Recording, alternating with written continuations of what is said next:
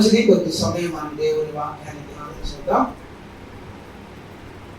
పరమగీత గ్రంథము 6వ అధ్యాయము 13వ వచనాన్ని చదువుకున్నాం. 6:13 షూలమితి రమ్ము రమ్ము, మేము నిన్ను ఆశ తీర చూచుటకై తిరిగి రమ్ము.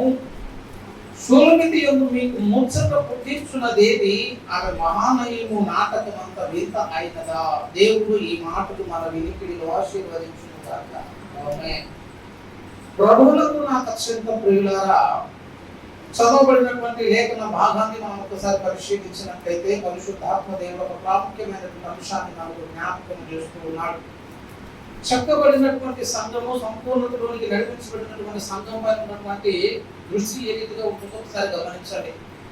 షూలమితి యందు మీకు ముచ్చట పుట్టించున్నది. ముచ్చట అంటే ఇష్టము, ముచ్చట అంటే ఆకర్షణ, ముచ్చట అంటే దాని వైపుకే చూడాలని ఒక ఆలోచన కలిగి ఉంది. చెక్కబడినటువంటి సంఘం పైన ఉన్నటువంటి దృష్టి అంట మీకు ముచ్చట పుట్టించున్నదేమి, ఆమె మహానయము నాటకం అంతా వింత అయినదా. ఒక మట్టి మనిషి పాపపు లోకమును జీవించి స్వార్థంలో బ్రతుకుతున్నటువంటి మానవ జాతిలో నుంచి ఒక మహిమ కలిగినటువంటి స్థితిని దేవుడు చెక్కడం మొదలు పెట్టాడు, రూపించడం మొదలు పెట్టాడు, నిర్మించడం మొదలు పెట్టాడు. సంపూర్ణమైనటువంటి షూలమితి యొక్క చిత్రాన్ని చూసి ఎట్లుంటుందంటే ఆమె ముచ్చట పుట్టించుతున్నది. ఆమెలో నీకు ఆకర్షణీయంగా కనిపించిన అంశం ఏంటి అనేది ప్రశ్న అనమాట. ఎందుకు ప్రభు సంఘం యొక్క ఇష్టాన్ని చూపుతున్నాడు? ఎందుకు సంఘము దేవుని ఆకర్షిస్తుంది? ఏ లక్షణాలను బట్టి ఆకర్షిస్తుంది అంటే ఆమెలో ఉన్నటువంటి సౌందర్యమే. మీరు కీర్తనల గ్రంథం 45వ కీర్తన గమనించినట్లయితే సార్వత్రిక సంఘములో ఉన్నటువంటి సౌందర్యము ఆమె అందము. 45వ అధ్యాయము 45:11 ఈ రాజు నీ ప్రభువు, అతడు నీ సౌందర్యమును కోరిన వాడు అతడికి నమస్కరించుము. 13 అంటాడు, అంతఃపురమును రాజకుమార్తె కేవలము మహిమ కలది, ఆమె వస్త్రము బంగారు బుట్ట పని చేసినది, విచిత్రమైన పనిగల వస్త్రములను ధరించుకుని రాజునకు కానీ తీసుకుని రాబడుచున్నది. అతడు నీ సౌందర్యమును కోరిన. దేవుడు నీలో బ్యూటీని కోరుతున్నాడు, సౌందర్యమును కోరుతున్నాడు.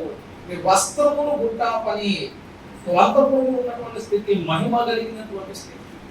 ఆ సంఘంలో ఉన్నటువంటి సౌందర్యం ఏంటి? ప్రభువును ఆకర్షించిన అంశం ఏంటి? ఎందుకు సంఘం అంటే అంత వింతగా ఉంది, వింతగా అందరికీ చూడాలని ఆశ. వింత అంటే అర్థం తెలుసా? నిర్గమకాండంలో అంటాడు, ఆ బోధ ఎలా కాలిపోలేదు, ఆ వింత చూసేది అనుకుని మోసే ఆ వచ్చింది. వింత అంటే సామాన్యంగా జరిగేది కాదు. ఎప్పుడైనా సరే అగ్నిరవ్వ ఆ గడ్డి మీద పడితే, ఆ పొద మీద పడితే పొదంతా కాలిపోవాలి. పొద కాలిపోతే అది సహజంగా జరిగినట్టు లెక్క. కానీ నిర్గమకాండంలో ఆ పొదం మండుతుంది కానీ ఏం కాదు కదా, కాలిపోలేదు. ఈ వింత ఏంటా అని మోసే చూడటానికి దాని వింత జనరల్ గా జరిగే దానికి భిన్నంగా జరగటానికి వింత అంటే కదా. అసలు సంఘము ఒక వింత, సంఘం ఒక గొప్ప స్థితిలో ఉంది. ఆ ముచ్చట పుట్టించేది ఎక్కడ కావాలి, ఆ సౌందర్యం ఎక్కడ కావాలి, సంఘానికి ఉన్నటువంటి ఆధిక్యత ఏంటో కావాలి, దాని గొప్పతనం ఏంటో కావాలి, దాని గొప్పతనం ఏంటో కావాలి. ఆ అంశాన్ని మనం ఒకసారి పరిశీలన చేస్తే సంఘానికి ఉన్నటువంటి ఏకైక ఘనత, అంతఃపురంలో ముందు రాజకుమార్తె కేవలము మహిమ కలది. కేవలం మహిమ కలది అంటే ఆమె ఉన్నది మొత్తం మహిమనే. ఎట్లా వచ్చిందో తెలుసా మహిమ? సంఘానికి ఉన్నటువంటి గొప్ప ఆధిక్యత, దేవుని సృష్టిలో దేనికి లేనటువంటి గొప్ప విశిష్టత ఏంటంటే ఆమె నారీమణి.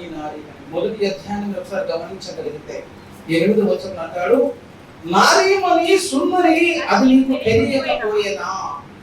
ఏమని పిలిచాడో తెలుసా? నారీమణి అని పిలిచాడు.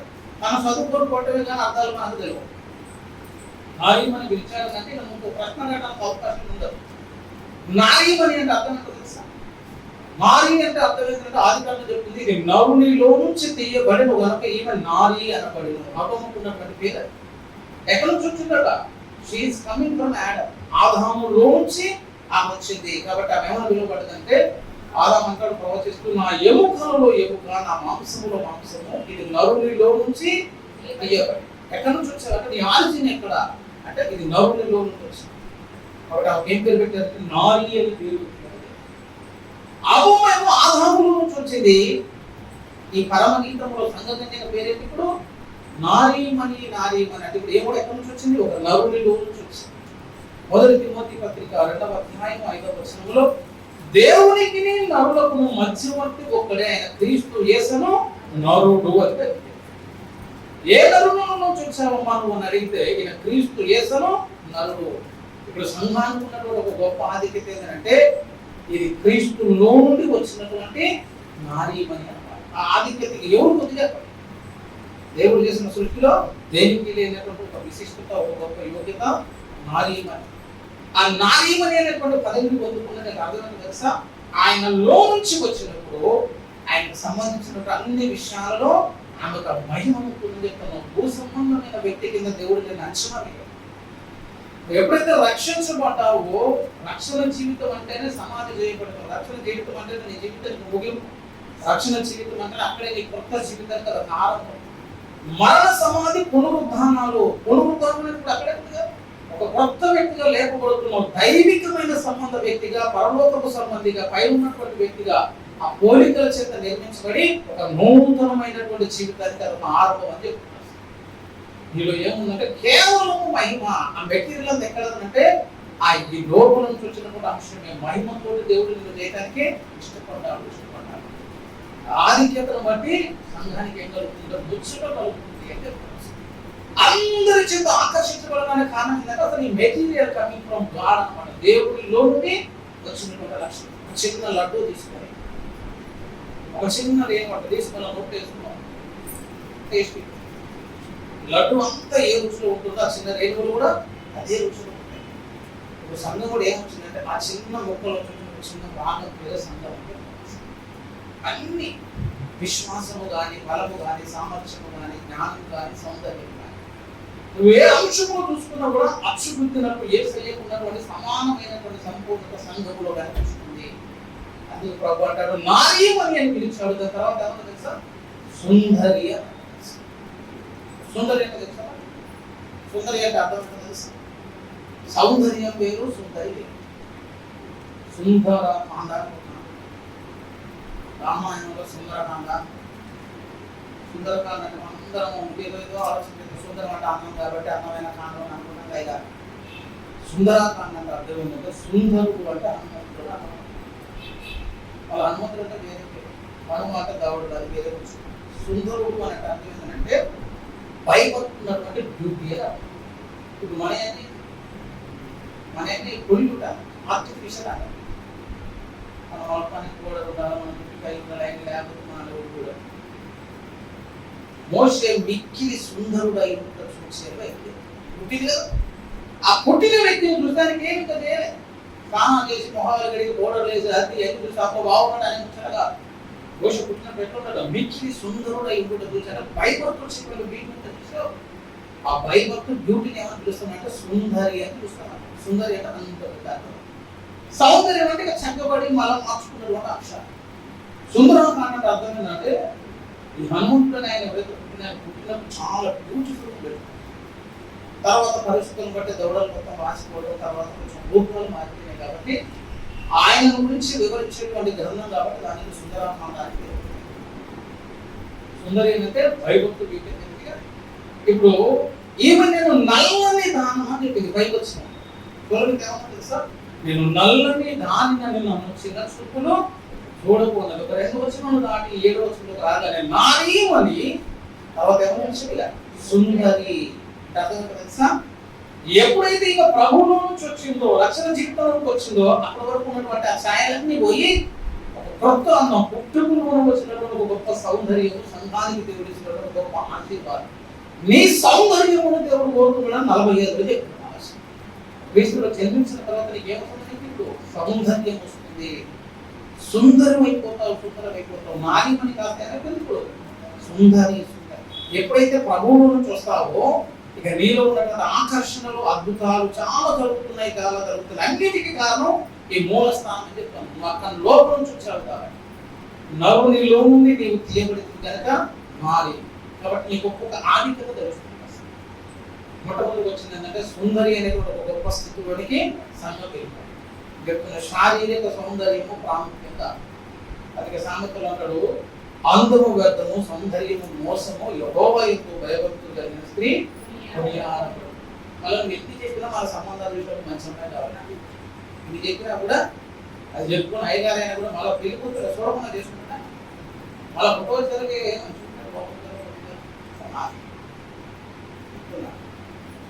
చరిత్రలో నిలిచిపోయిన చాలా మంది. మదర్సా పేరు ఈ రోజు చెప్పుకుంటున్నాం, అప్పుడు గాంధీ పేరు ఈ రోజు చెప్పుకుంటాం, భగత్ గారి పేరు ఈ రోజు చెప్పుకుంటాం, విలియం కేరీ గారి పేరు చెప్పుకుంటాం. విచిత్రం ఏంటంటే దేవుడితో కలిసినటువంటి చాలా మంది అందంగా లేదు. చాలా మంది దాదాపు 90% మంది సరే కేవలం కొద్ది మంది. విలియం కేరీ గారికి గుర్తే లేదు అసలు, భగత్ గారికి గుర్తే లేదు, ఉన్నదే 4 అడుగులు పెద్ద ఊరు డ్రైవ్లో మంచి ఉన్నట్టు కనిపించింది. మద్దతు తెలిసిన మద్దతు తెలిసే ఫోటో మీరు ఓడులో చూస్తారు కానీ ఎంగులు చూసినప్పుడు దలుచుకుంటారు అనుకుంటారు. మద్దతు తెలిసిన ఫోటో ఒకసారి వీళ్ళంటే ఎంగు మద్దతు తెలిసిన ఫోటో చూడండి, ఏమాత్రం ఆకర్షణీయంగా కనిపించడం. గొప్ప భక్తులు గాంధీ నోట్లో పనులు లేవు, తల మీద జుట్టు లేవు, ఒంటి మీద పడ్డారు. 500 నోటు మీద ఆయన ఫోటో అయినా, నోట్ల అన్నిటి మీద ఆయన ఫోటో అయినా, నచ్చకపోయినా బ్యాంకు పట్టుకొని తిరగాల్సింది తప్ప ఎవరు అందంగా కనిపిస్తారు, ఇద్దరు ఎవరు అందంగా కనిపిస్తారు. పౌరుడు ఒక చక్కగా ఉండడానికి చరిత్ర వాళ్ళు పౌరులు పెద్ద పడతారు, ఇంకా ఎద్దుగా ఉంటాడు, పొట్టిగా ఉంటాడు, కొద్దిగా నలుపు ఉంటాడు, అప్పుడు అందంగా కనిపించట్లేదు. కానీ పౌరులు వచ్చిన చారిత్రక సాక్ష్యాలు కనిపిస్తున్నాయి. అందరూ లేకపోయినా ప్రభు వారికి ఆకర్షకుడయ్యారు. వారి వాడుకోవడానికి ప్రభు చూపించారు. ఏంటి ఆ సౌందర్యం అంటే దాన్ని అంతరంగిక సౌందర్యం అని చెప్తారు. దాని వ్యక్తిత్వము అని ఫోటోలో చూస్తే ఏంటంటే పై రూపాన్ని అర్థం చేసుకుంటూ బాగా 10 సంవత్సరాలు అన్నాక ఒక ముడతలు రాలేక ఇవన్నీ మారిపోతున్నాయి. ఆ ఫోటోలో కనిపించింది ఏంటంటే అంతరంగిక సౌందర్యం అనేది ఉంటుంది. అది వ్యక్తిత్వానికి సంబంధించింది. అది సంవత్సరాలు గడుస్తున్న కొద్ది ఏమంటే ఆ అందం ఇంకా వినుమడింప చేయబడుతుంది, పెరుగుతూ ఉంటుంది. సార్వత్రిక సంఘమును దేవుడు చూస్తున్న అందం ఏంటంటే అంతరంగిక సౌందర్యము. కన్ను బాగుంది అనగానే కన్నులు ఏదో మంచుకునే దేవుడు చెప్పట్లేదు. నీ కన్నులు గోప కన్ను అని చెప్పేసి తెలుసా, నీ కన్నులు గోప కన్ను అంటే గోప ఎంత నిష్కల్మషంగా చూస్తుందో నీ దృష్టిలో అంత పరిశుద్ధత ఉంది, నీ చూపులో పరిశుద్ధత ఉన్నప్పుడు నీ కన్ను ఏమైపోతే దేవుడికి ఆకర్షణీయమైపోయింది. అటువంటి నిష్కలంకమైనటువంటి గుబ కన్నులు బట్టి ఎవరైతే ప్రభువును చూస్తారో అప్పుడు ప్రభు అంటాడు, నీ కను దృష్టి నా మీద నిలపకము, నేను ఆయన వశమైపోదునా అన్నాడు. పరిశుద్ధమైనటువంటి చూపులతో ప్రభు వైపు చూస్తూ ప్రభు అంటాడ మనకు బంధుడైపోతాడు, భద్రుడైపోతాడు. అంతరంగిక సౌందర్యం కూడా ఆశపడాలని, నీ చూపు మంచిదై ఉండాలి, నీ వ్యక్తిత్వం మంచిదై ఉండాలి. నీలో ఉన్నటువంటి గుణం ఉంటే చూసావు, ఆ గుణములు ఎప్పటికీ నిలిచిపోతాయి. ఒకసారి చూడండి మీరు, ఒకసారి పరిశుద్ధ బైబిల్ గ్రంథం చెప్తున్నటువంటి అంధములో కూర్చున్నటువంటి వివరణ ఒకసారి గమనించినట్లయితే, పేతురు రాసినటువంటి పత్రికలో మనకు దేవుని యొక్క అందాన్ని కూర్చున్నటువంటి మొదటి పేతురు పత్రిక 3వ అధ్యాయము 1 Peter 3rd chapter 3 జడలు అల్లుకుంటాయి, బంగారు నగలు పెట్టుకుంటాయి, వస్త్రములు ధరించుకుంటాయి, వెలుపటి అలంకారము మీకు అలంకారముగా ఉండక సాధువైనట్టు మృదువైనట్టు గుణము అక్షయ అలంకారముగా మీ హృదయపు అంతరంగ స్వభావము మీకు అలంకారముగా ఉంది. అది దేవుని దృష్టికి మిగుల అటువంటి పూర్వము దేవుని ఆశ్రయించిన పరిశుద్ధ స్త్రీలను తమ స్వపురుషులకు లోబడి ఉంటున్న చేత తమను తాము అలంకరించు. లోబడి ఒక అలంకరణ అనే దేవుడిలో ఉంటుంది. భక్తులకు లోబడి భక్తి చేసుకుంటే ప్రభు అని చక్కగా అలంకరించుకున్నారు. సాధువైనట్టు మృదువైనట్టు గుణము అనే అక్షయ అలంకరము హృదయ అంతరంగపు స్వభావము అది దేవుని దృష్టికి విలువ కలది. ఆ వ్యక్తిత్వానికి దేవుడు ఏమైపోతాడో విధాయిపోతుంటాడు. ఇది దేవుని దృష్టికి విలువ కలది. ఈ అలంకరణకి ఏం పేరు పెట్టిందో తెలుసా? అక్షయ అలంకారము. క్షయము కానిది, నాశనము కాని అలంకారం. ఏ రోజైనా మన అమ్మ బోధగా అటువంటి వ్యక్తిత్వం ఏం కాదంటే ఎప్పటికీ నాశనం. సంఘ కన్యకుడు దేవుడు ఆ లక్షణాలు చూసుకుంటాడు. సుందరి అంటే ఆ అందంలోకి నువ్వు రావాలి, అందంలోకి రావాలి. అట్లా ఆరంభమైనటువంటి సంఘ కన్యకుడు ఉన్నటువంటి బిందులు కూడా ఆమె నరునిలో నుంచి వచ్చింది, ప్రభువులో నుంచి వచ్చింది. ఆధిక్యత ఎవరికి లేదు. అది మొట్టమొదటి ఆధిక్యత ముచ్చును పుట్టించేటటువంటిది. అదైతే రెండోది ఏంటంటే ఆమె ఒకప్పుడు భయపడేది. ఏం చేస్తుందో తెలుసా? భయపడుతుంది. అది మొదటి అధ్యాయం ఒకసారి గమనించండి. మొదటి అధ్యాయంలోనే దేవుడు సంఘ కన్యను పోల్చినటువంటి పోలికలు ఉన్నటువంటి పద్ధతి చూడండి. మొదటి అధ్యాయము 9, నా ప్రియురాల ఫరో యొక్క రథ అశ్వములతో నిన్ను పోల్చెదను. నేను చెప్తాను కదా, ఏం మాట్లాడుతామో మాకు అర్థం కాకపోతే ఏం అర్థం కాదు. భార్య పట్టుకుని గుర్రం అనడానికి ఒప్పుకుంటానా? ఎట్లున్నా నువ్వు ఫరో రథ అశ్వము లాగున్నా అని అనుకోవచ్చు. చంద్రబింబం లాంటి మంచి మొహం అన్నారు. అట్లా అంటే నేను మంచుకున్నాను అన్నారు. అందుకని నా ప్రియురాలా నీవు ఫరో రథ అశ్వములతో నేను నిన్ను పోల్చెదను అంటే అర్థం ఏంటంటే, సృష్టిలో గుర్రానికి మాత్రమే ఉన్నటువంటి ప్రత్యేకత అశ్వము అంటే గుర్రము అని. నేను ఎందుకు గుర్రమని పిలిచానంటే, గుర్రం ఒక్కటే సృష్టిలో భయం లేకుండా అదొక్కటి ఏం చేస్తుందంటే భయపడుతుంది. యోగు గ్రంథంలోకి ఒకసారి వచ్చినట్లయితే, యోగు గ్రంథం ఒకసారి గమనించండి. యోగు మాట్లాడుతున్నాడు 39వ అధ్యాయం 22. అది భయము పుట్టించు వానిని వెక్కిరించి భీతి పొందకుండును, ఖడ్గమును చూచి వెనుకకు తిరుగదు, అంబుల పొదియు తనపరునాడు ఈటలను బల్లము దాని మీద గలగలలాడించునప్పుడు ఉద్దండ పోకుంటది, బహుగా పరుగులెత్తది. బాధానాదము వీరు ఊరకుండదు, బాధానాదము విన్నప్పుడల్లా అది ఆహా ఆహా అనుకుని దూరం నుండి యుద్ధ వాసన తెలుసుకుని సేనాధిపతుల ఆర్భాటము యుద్ధ పోషణను విను ఏంటి ఇది అంటే 18 చూడండి. అది లేచినప్పుడు దాని గుర్రము దాని లోపల తిరస్కృతి, గుర్రములకు నీవు బలము నుంచి. ఇదంతా దేని గురించి మాట్లాడేది? గుర్రం గురించి మాట్లాడాడు. అది భయము పుట్టించు దానిని వెక్కిరించి భీతి నొంతకుండు అని. యుద్ధంలో ఎవరికైనా భయం, సింహానికైనా భయమే, ఏనుకైనా భయమే. అభ్యాసం అయితే ఏది యుద్ధరంగం ఉండే అవకాశం లేదు. పెద్ద కేకలు వేస్తా ఉంటాం. ఆ రథాల చప్పుడు, బాణాల చప్పుడు, ఈ కత్తుల చప్పుడు, ఏరులే బాగుతున్న రక్తం ఎంత చూస్తే ఇంకేదన్నా ఉంటే అదంటే చేసుకోవాలి ఉండే అవకాశం. మరి దేవుని లక్షణం ఏంటంటే, అది వాకానాదం విన్నప్పుడల్లా, యుద్ధానికి సంబంధించిన శబ్దం విన్నప్పుడల్లా ఆనందపడిపోతుంది. భీతి నొందకుండా భయం ఉండదు, అది భయము పుట్టించు దానిని వెక్కిరించి భీతి నొందకుండా. దేవుని సంఘంలో దేవుడు ఆ లక్షణాన్ని కూడా ఆశపడుతుంది. పేతురు ఒకసారి అడిగారు, అయ్యా నీవు ఆ గొప్పలో ఉన్నటువంటి వాడిగా అయితే పేతురు ముమ్మార్లు కొట్టింది. నేను కాదు నుంచి వాటికి 3 మార్లు కొట్టి సాటుగా చేయించుకున్నాడు. కానీ యేసయ్య పునరుద్ధానం అయిన తర్వాత, పెంతెకోస్తు పండగ అయిపోయిన తర్వాత, మేడల మందికి పరిశుద్ధ ఆత్మదేవుడు బలంగా దిగి వచ్చినాక, ఏ జనులకైతే భయపడ్డాడో ఆ జనుల ముందు నిలబడి ధైర్యంగా స్వార్థను ప్రకటించి అనేక శ్రమలను అనుభవించాడు. తర్వాత పేతురు చూస్తే జనాలకు భయం వేసింది. ఏమన్నా తెలుసా? అతని పక్షముగా శ్రమ అనుభవించుటకు మేము యోగ్యులమని ఎంచి వాళ్ళు ఆనందించారు. అపోస్తుల కార్యం ఒకసారి గమనించింది. ఇది పౌలు, ఇది పేతురు సాక్ష్యమేనా? పేతురు సాక్ష్యం. అపోస్తుల కార్యాన్ని ఒకసారి గమనించినట్లయితే 5వ అధ్యాయము 40వ వచనం 5:40. వారతిని మాటకు సమ్మతించి అపోస్తులను పిలిపించి కొట్టించి యేసు నామమును బట్టి బోధింపకూడదని ఆజ్ఞాపించి వారిని విడుదల చేసిరి. 41.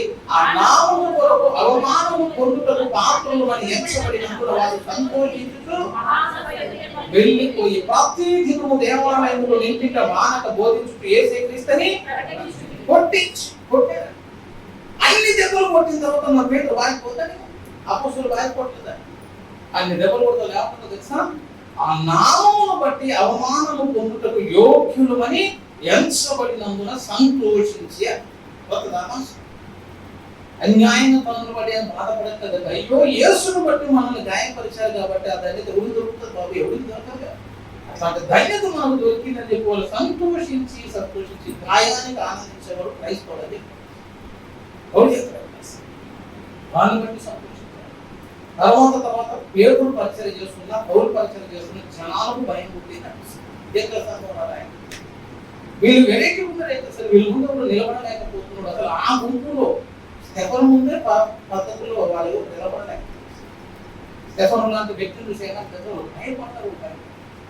మాటలు ఆడుతూ ఏదో అగపరిచిన ఆత్మను వారు ఎదిరించలేకపోయేది. అందులో ఒక చిన్నవాడైనా స్టెఫన్తో మాట్లాడారు.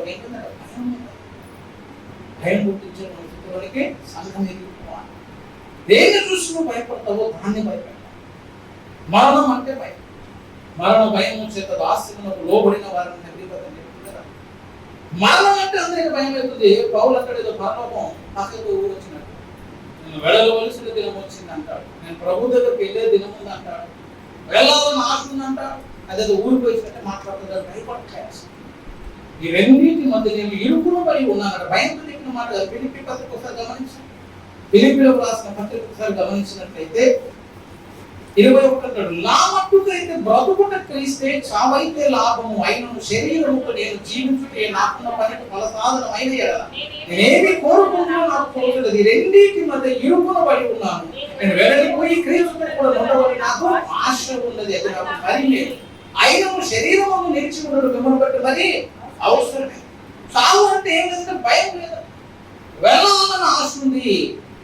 బ్రతుకుట క్రీస్తే చావైతే మేలే. ఎవరు మాట్లాడతారు ఆ మాట అనాలి? మనం ఎంత భక్తి చేసినా మళ్ళీ మనం ఇప్పుడే పోతుంది సార్, రెండో రాత్రులు వేసేతో పాటు మూడో అంతా పోవాలని గుంపు మధ్యలో పోతామని ఆశ ఎవరు ఇట్లాంటి మాట్లాడే వాళ్ళు అంటాడు చావైతే మేలే. బ్రతుకుట క్రీస్తే చావైనా కూడా నాకు మేలే. చావంటే భయం లేదు. మరణం అందరినీ భయపడతా ఉంటే మరణాన్ని భయపెట్టేవాడు ఎవరంటే క్రైస్తవుడు. పేదలు పోయి కవిత లెమ్మనగానే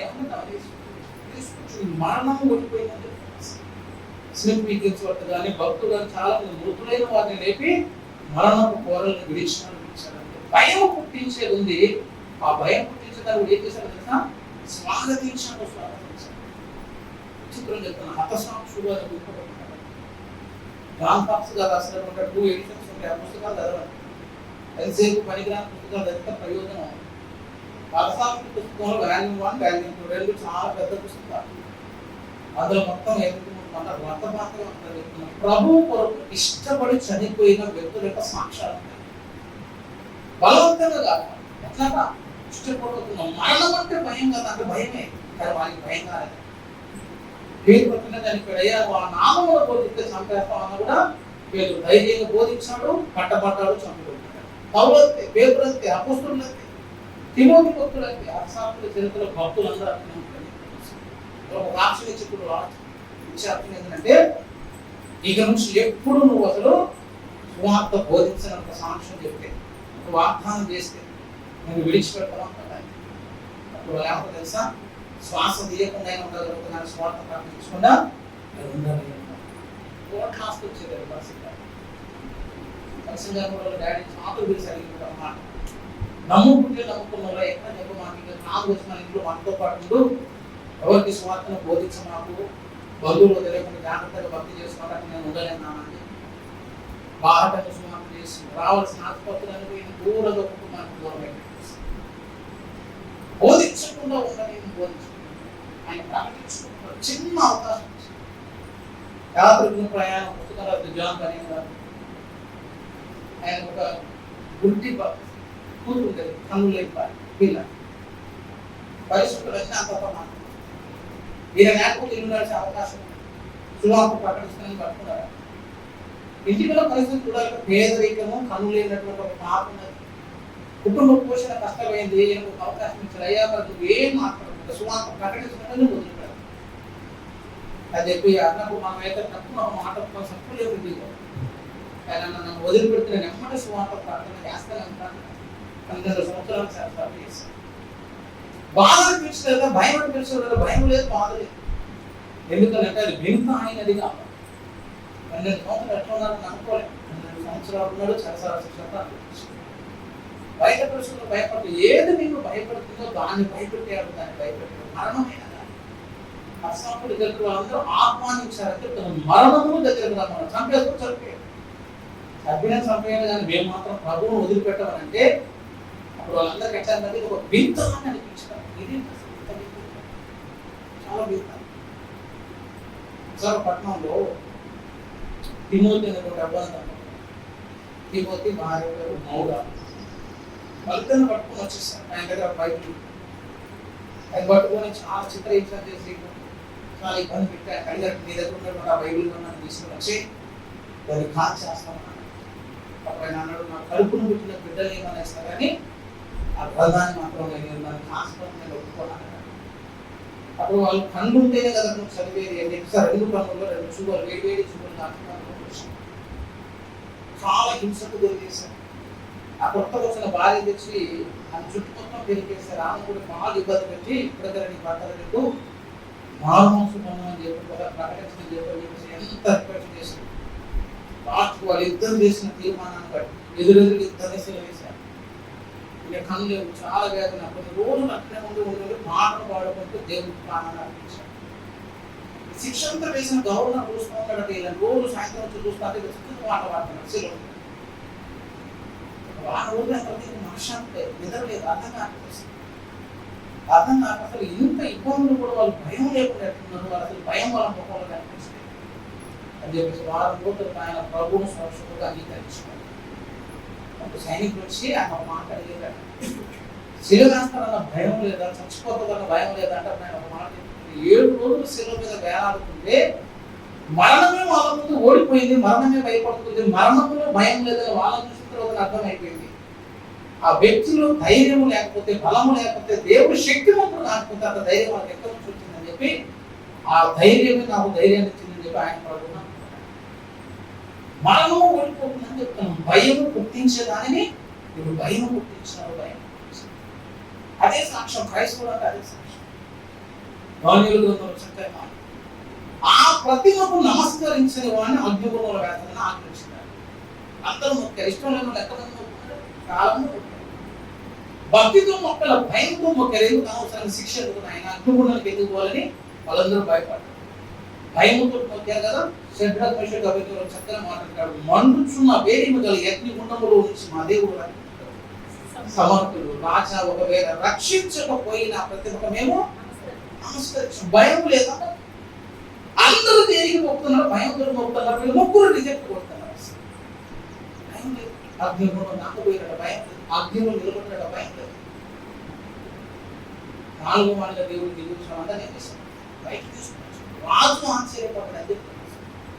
ఏది నిన్ను భయపెడుతుందో ఆ భయపెట్టేదాన్ని శడ్రక్ మేషక్ అబేద్నెగో ఏం చేశారు? భయము పుట్టించారు. భయము పుట్టించారు. క్రైస్తవం నిర్వచనం. అందుకు నేను ఏమన్నా పౌరవత అశ్వము అని రెండవ వచనంలోకి వచ్చేసరికి ఏమో తెలుసా? రెండవ వచనంలోకి వచ్చేసరికి సందర్భానికి ఎక్కడ ఉందంటే ఆమె ఎట్లా ఉంది అని ఒకసారి మీరు చూస్తే 2:1 చూడండి.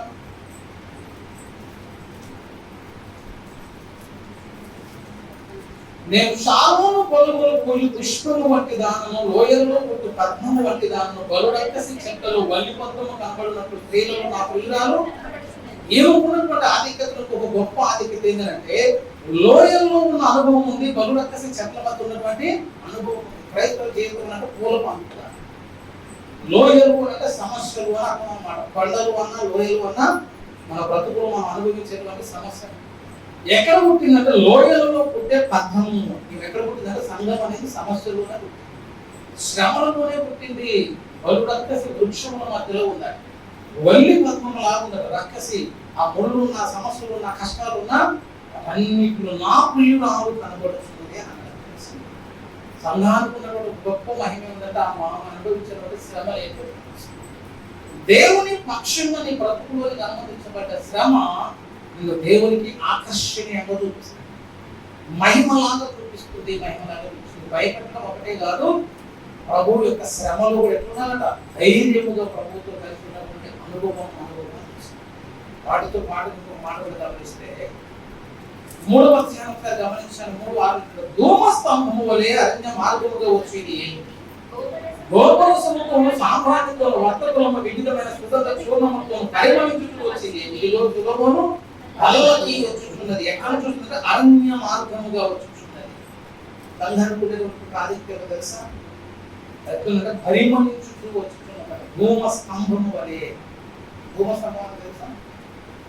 ధూమము అంటే పొగ, స్తంభం అంటే స్థిరంగా ఉండేది. ఆగుతుంది పొగట్లు ఆగే అవకాశం లేదు. అర్థం ఏంటంటే పరిశుద్ధాత్మ దేవుని యొక్క సహాయం. పరిమళాలు వస్తున్నాయి. పరిశుద్ధాత్మతో కలిసి ఉన్నటువంటి ఒక గొప్ప యోగ్యత. సొలొమోను పల్లెకంటే సొలొమోనుకు విశ్రాంతిని ఇచ్చేది. ఎక్కడ దొరుకుతుంది ప్రభు విశ్రాంతి అంటే సంఘంలో దొరుకుతుంది. అట్లా పరిమళాలు వచ్చేటప్పుడు సంఘం ఏమైనా చెక్కబడ్డది. కానీ ఎక్కడ ఉన్నది? అరణ్య మార్గమే అన్నారు. అరణ్య మార్గంలో ఫెసిలిటీస్ ఉంటాయని అని అయినా కూడా ఆ అరణ్య మార్గంగా పరిమళిస్తూ ఉన్నది ప్రభుకు ఒక విశ్రాంతి స్థలం అయిపోయింది. విశ్రాంతి స్థలం ఇంకా చక్కని ఆధిక్యత ఏంటంటే 8వ వచనాన్ని గమనిస్తే 5 అంటాడు, తన ప్రియుని మీద ఆనుకొని అరణ్య మార్గమున వచ్చున్నది ఎవరు. ఎక్కడ ఉందండి?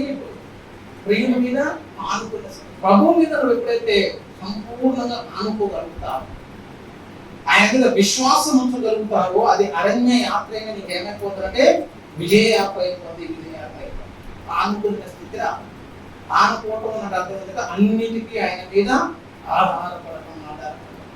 ఇప్పుడు చెప్పిన లక్షణాలు ఏదైతే ఉన్నాయో ఆ లక్షణాలు ఏం చేస్తాయంటే సంఘమును ఆకర్షింపజేస్తా ఉంటాయి, సంఘములో పరిమళాలు వచ్చినట్టు చేస్తాను. ఈ లక్షణాలను బట్టి జనులంతా ఏం చేస్తారంటే దీనిని బట్టి ఆశ్చర్యపడుతున్నారు. ఎట్లుండదు సాధారణంగా జనాలు ఇట్లుండరు, కనుక ఇట్లనే ఉంటారు. అన్ని నష్టపోయినప్పుడు ఎవరు స్తుతించారు కదా. యోబంటాడు, యెహోవా ఇచ్చెను యెహోవా తీసుకున్నాడు, దేవుని నామమున మహిమ కలుగును గాక.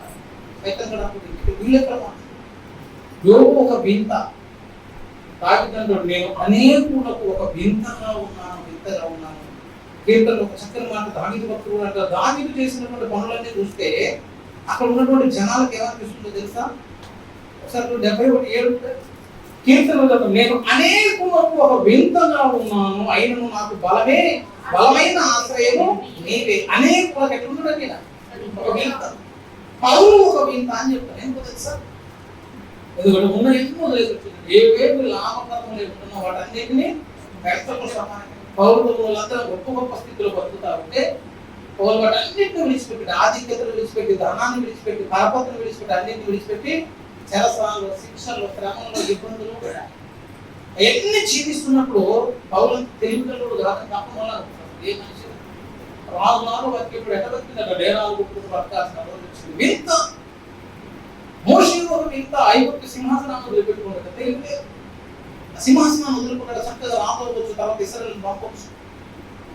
ఆయన ఒక వింత, యోబు ఒక వింత, అన్ని పోగొట్టుకున్నాడు, ఆయన కూడా బాధపడట్లేదు. ఈ వింతలో గుంపు పేరు ఏమని తెలుసా? మాన్య సంఘం అన్నారు. అందరిలాగా ప్రవర్తించకుండా భిన్నంగా ప్రవర్తిస్తున్నారు. అందరిలాగా వీరి జీవితాలు లేకుండా భిన్నంగా వీరి జీవితాలు ఉన్నాయి. భయపడట్లేదు, భయపడదాన్ని భయపడతారు. శ్రమలు వస్తున్న వాటిని బట్టి ఆనందిస్తున్నారు. యాకోబు మంచి మాట్లాడు. యాకోబు పత్రిక 1వ అధ్యాయంలో క్రైస్తవుడి ఆనందం దేన్ని బట్టి క్రైస్తవుడు ఆనందపడతారు? 1వ అధ్యాయం ఒకసారి చూడండి. యాకోబు పత్రిక 1వ అధ్యాయం 5వ వచనం ఒకసారి చూస్తే 5వ రెండు సహోదరులారా మీ విశ్వాసమునకు కలుగు పరీక్ష ఓర్పును పుట్టించునని ఎరిగి నానా విధములైన శోధనలలో పడినప్పుడు అది మహా ఆనందమని ఎంచుకోండి. ఇది బాగుందా? నాకు అర్థం కావట్లేదని లేకపోతే ఎప్పుడో పట్టించుకోవడం. మీరు నానా విధమైన శోధనలో పడినప్పుడు అది ఏమన్నా కదా, అది మహా ఆనందమని ఎంచుకోండి అని చెప్పారు. శోధనలు వచ్చినప్పుడు ఎట్లుండాలంట? ఆనందంగా ఉండాలి, ఆనందంగా ఉండాలి. ఎందుకో తెలుసా? ఎందుకంటే అసలు పరిశుద్ధాత్మ మీ మీదకి వచ్చే అనుభవాన్ని మనం బాగా చెప్పుకుంటాం. అది ఇది అది చెప్తాం కదా. ఎప్పుడు వస్తుందంటే నువ్వు శ్రమలో ఉన్నప్పుడు దేవుని ఆత్మ మీ మీదకి వస్తుంది. చివరి మాట పేతురు రాసిన పత్రిక 1వ పత్రిక 4వ అధ్యాయం 4:12 ప్రియులారా మిమ్మల్ని శోధించుటకు మీకు కలుగుతున్న అగ్ని వంటి మహాశ్రమను గురించి మీకేదో ఒక వింత సంభవించినట్లు ఆశ్చర్యపడకుడి. క్రీస్తు మహిమ బయలుపరచబడినప్పుడు మీరు మహా ఆనందముతో సంతోషించు నిమిత్తం క్రీస్తు శ్రమలలో పాలివారై ఉన్నంతగా సంతోషించుడి. క్రీస్తు నామము నిమిత్తం మీరు నిందాపాలైన ఎడల మహిమా స్వరూపైన ఆత్మ అనగా దేవుని ఆత్మ మీ మీద నిలుచుతున్నాడు కనుక మీరు ధన్యులు. శ్రమ వస్తున్నాయంటే వస్తున్నట్ట దేవుని ఆత్మ మీ మీదకి వస్తుంది. ఆ అభిషేకం కావాలి. అట్లా వచ్చే దాన్ని బట్టి వాళ్ళు ఆనందించారు, అపోస్తులు ఆనందించారు. ఆ నామమును బట్టి అవమానం ఒకటి ఏదో జరిగిందని దాన్ని బట్టి ముగ్గురు ఏడవడం అవసరం. పౌరుకు వచ్చిన సమస్యత రాస్తాయి. యోగులాగా సర్వం కోల్పోలేదు. కడుపుకుంటున్న 10 మంది బిడ్డలు పోయి, కట్టుకున్న భార్య గురించి ఉన్న ఆస్తులను పోయి, రాజులాగా బతికిన వాడు నడివీధిలో కూర్చొని చిల్లపేకుతో గీకోవాల్సిన దినాలు వచ్చినాయి. ఆయనే సంతకుంటాడు. మనకేమైనా మనకేం కాలేదు కానీ అది జరగకపోతే జరిగితేనే నీకు మంచిది. జరగలేదు అనుకో, జరగకపోతే దేవుడు అనుకున్న రూపంలో చెప్పబడాలి. మనకి జరిగిన వాటికి లెక్కలేసి దేవుడికి చేయకపోతే బాధని మస్తు లెక్కలేదు, చాలా ప్లాన్ చేసి అప్పుడు ఇట్లా జరిగితే బాగుంటుంది కదా, అప్పుడే జాగ్రత్త బాగుంటుంది, ఇప్పుడు ఇప్పుడైతే బాగుంటుంది కదా, ఇది లెక్కలేదు పోయి కూర్చోరాదు పైన నువ్వు లేకపోతే.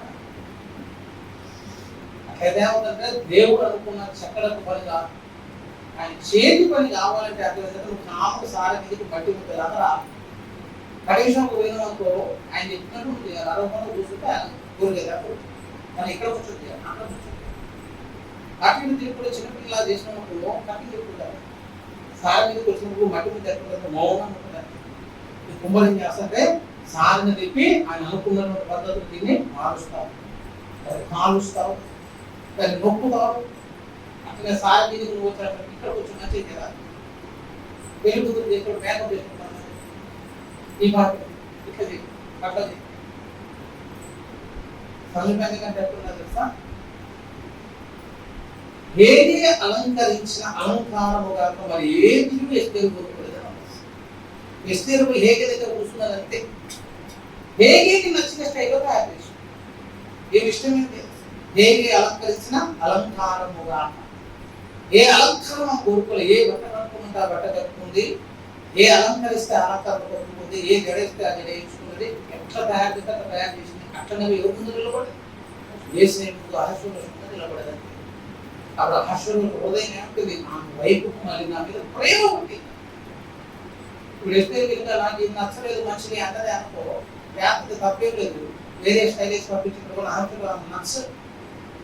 మనకున్నటువంటి అహశ్వరుడు ఏంటంటే పరిశుద్ధాత్మ దేవుడు ఆయన నడిపించినట్టు నువ్వు నడిచావే అనుకో, యేసునాథునికి హృదయం తెలిసింది పరిశుద్ధాత్మ ఆయన నడిపించిన మార్గంలో నడవాలి.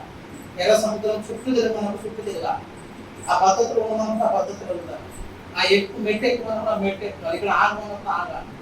ఆగితే ఏంటంటే నీలో కొన్ని చక్కలకు నీలో కొన్ని మార్పులు వస్తాయి, నీలో కొత్త అన్నం వస్తుంది. దేవుడు అనుకున్న పోలికలోనికి నువ్వు మార్చబడతావు. యుగ యుగాలు నిత్య జీవితంలో దాన్ని బట్టి నువ్వు ఏం చేస్తుంటే దేవుడిని స్తుతిస్తావు. అప్పుడు ఆ సమస్య నాకు ఇచ్చినందుకు వందనాలు ప్రభావ, నువ్వు దేవుని కనపరచగలుగుతావు.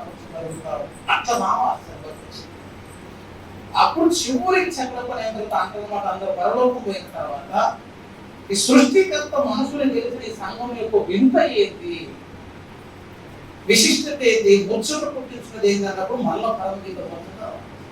వీళ్ళు మట్టి మనుషులు కదండి, స్వార్థం ఉండేటోళ్ళు కదండి, పాపం చేసేటోళ్ళు కదండి, వీళ్ళు అట్లాంటి కాదు, మరణానికి భయపడేటోళ్ళు వీళ్ళు అట్లాంటి. అది మహానయము నాటకం అంత వింత ఏంటంటే నాటకం కంటే కూడా వింత. డబ్బులు కొట్టే కూడా ఏదో ప్రాణం పెట్టుకున్నాను, డబ్బులు వదిలేస్తారు. మరణం వచ్చినప్పుడు ఎప్పుడైనా భయపడుతుంది, మరణాన్ని బెదిరిస్తారు. సమస్యలు వచ్చినప్పుడు ఎప్పుడైనా చడుస్తారు, కానీ మీరు సమస్యలనే ఎదుర్కొంటున్నారు, ప్రేమతో ఆహ్వానిస్తున్నారు. ఆ లక్షణాలన్నింటినీ చూసి అప్పుడు అంటారన్నమాట, షోమితియందు మీకు ముచ్చట పుట్టించున్నది ఏది అన్నప్పుడు సంఘ కన్యకలో ఉండేటువంటి చక్కని లక్షణాలు వస్తాయి. అందులో సౌందర్యం వస్తుంది, అందులో అలంకారం వస్తుంది, అందులో నీ వ్యక్తిత్వం వస్తుంది. ఆ పద్ధతి ఎక్కడ ఉందంటే భూమి మీద ఉన్నప్పుడు నీళ్ళు కనిపిస్తుంది. ఇప్పుడు డబ్బులు పోయినాయి అనుకో, మోసేలాగా అనగలగాలని 5 సింహాసనం కంటే నెక్స్ట్ విషయం ఎంతో గొప్ప భాగ్యం.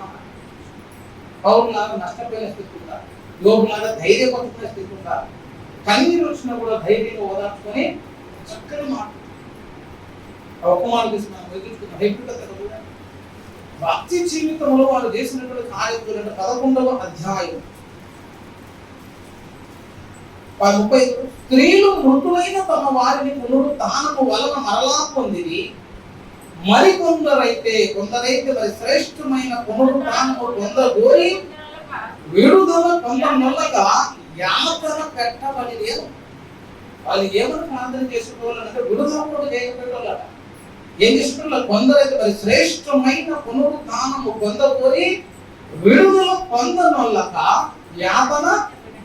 మనకి ఈ రోజు సంవత్సరాలు తెల్లారి చేసే ప్రార్థన ఏంటి తెలుసా, ఆగిపోవాలి, తీసేసుకోవాలి, ఈ శ్రమ తీసేయాలి.